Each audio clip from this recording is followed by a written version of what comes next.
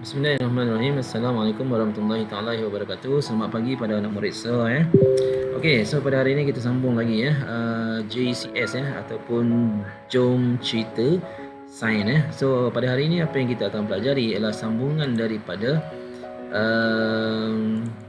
polimer Okey. So pada kali ini kita akan melihat sambungan daripada polimer bukan yang ni. Okey, polimer iaitu berkenaan dengan getah Okey, so yang kita akan lihat ni ialah bagaimana susu getah itu dapat digunakan dalam industri kita yang mana susu getah itu telah dimodifikasi, telah diubah suai yang dikenali sebagai pembalkanan pembalkanan getah. Okey, kemudian daripada pembalkanan getah ini nantilah kita akan guna dalam pelbagai teknologi yang ada pada hari ini untuk menghasilkan produk-produk yang dapat digunakan dengan baik Okey. Okey so yang pertama sekali kita akan lihat sifat-sifat getah sifat-sifat getah. Okey, bagi getah asli kita akan ujikan yang pertama sekali kita akan tarik dia, regangkan kemudian kita lepaskan. Kemudian kita panaskan. So apa yang berlaku ialah getah yang apabila ditarik gelang getah menjadi panjang dan apabila diregang dan kembali kepada bentuk asal Okey, kemudian apabila dipanaskan dia akan melebur dan menjadi melekit nyalahan api berwarna kuning Okey, berdasarkan eksperimen ini nyatakan definisi secara operasi. Jadi getah asli ialah bahan yang bersifat kenyal dan melekit apabila dipanaskan Okey, kemudian namakan monomer bagi getah asli. Monomernya ialah isoprena Okey, kesimpulan getah asli adalah kenyal dan tidak tahan haba. So ingat getah asli, getah susu tu lah kalau kita guna begitu saja dia memang tidak tahan Okey, kemudian yang seterusnya ialah bagaimana kita melihat tindakan asid dan juga alkali apakah perubahan yang berlaku. Okey.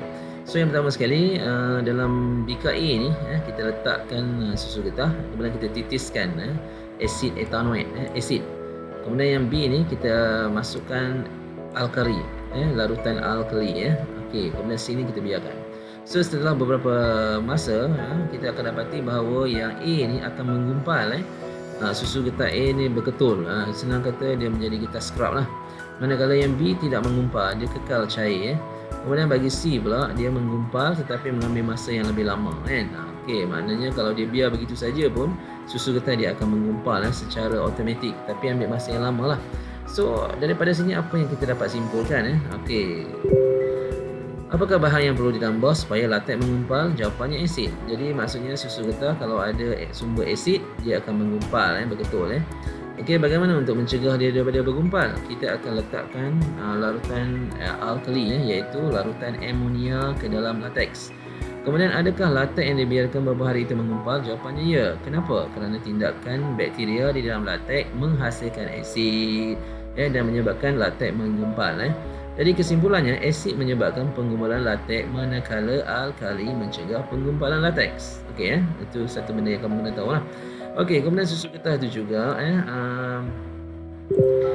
dalam satu proses pembalkanan iaitu apakah nama monomer bagi getah asli? Nama monomernya ialah isoprena. Okey, apakah cecair L yang ini maksudnya susu latek ni dia akan bertukar menjadi pepejal. Okey, jawapannya kita meletakkan larutan asid jadi apabila larutan asid bercampur dengan susu getah maka dia akan menggumpal. Jadi asid yang biasa kita gunakan ialah asid formate asid formate. Okey, kemudian apakah proses X? Proses X ialah proses di mana pepejal getah itu kita campurkan satu bahan dia menjadi getah terbalkan maksudnya getah yang lebih bersifat lain. Okey, jadi proses ini dikenali sebagai pembalkanan Jadi apakah yang kita lakukan? Kita memanaskan pepejal getah dipanaskan dengan sulfur ataupun sulfur ataupun belerang lah bahasa kitanya belerang lah. Okey, getah asli direndam dalam larutan sulfur monoklorida. Jadi kalau kita lihat pada awalnya getah asli dalam bentuk rantai yang lurus beginilah. Okey. Kemudian apabila kita campur dengan sulfur maka dia membentuk rangkaian maksudnya dia mencantumkan rangkai silang. Okey, kemudian kita lihat lagi bagaimana proses air dapat mengubah struktur. Okey, jadi strukturnya yang akan berlaku ialah penambahan atom-atom sulfur ke dalam molekul-molekul getah asli menyebabkan pembentukan rangkai silang sulfur yang menghalang penggelongsoran molekul getah pada kedudukan baru. Jadi apakah ciri-cirinya? So, dari segi kekuatannya, getah terwalkan lebih kuat, kekerasan lebih keras, kekenyalan lebih kenyal, ketahanan terhadap haba lebih tahan dan takat lebuhnya adalah tinggi ya. Okey, jadi untuk itu getah terwalkan biasa digunakan dalam pembikinan tayar kereta, tapak kasut ya. Jadi mengapakah tayar kereta diperbuat daripada getah terwalkan? Jawapannya, getah terwalkan digunakan dalam pembuatan tayar kereta kerana getah terwalkan lebih tahan haba. Kemudian ia lebih haba diperlukan untuk memecahkan rangkaian silang sulfur. Okey, so itu. Kemudian dengan adanya teknologi yang terkini, kita dapati bahawa getah terbalkan ini pakai juga dalam getah color diperbuat daripada latex yang digunakan untuk menghasilkan karya-karya seni. Kemudian pembikinan tar ataupun jalan raya iaitu terdiri daripada bitumen tar dan getah berkuan iaitu bahan yang digunakan untuk membina jalan raya kerana tahan lama, tahan haba, menyerap bunyi dan mengurangi keretakan jalan. Kemudian selain daripada itu digunakan juga dalam landasan enjin pad landasan pada enjin dan rangkaian landasan kereta api dihasilkan daripada getah untuk mengurangkan getaran dan bunyi.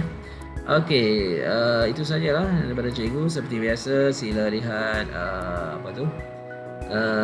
Google Classroom. Di sana ada tugasan yang cikgu akan berikan. Dengan itu cikgu sudahi dengan wabillahi taufiq wa hidayah. Assalamualaikum warahmatullahi taala wabarakatuh.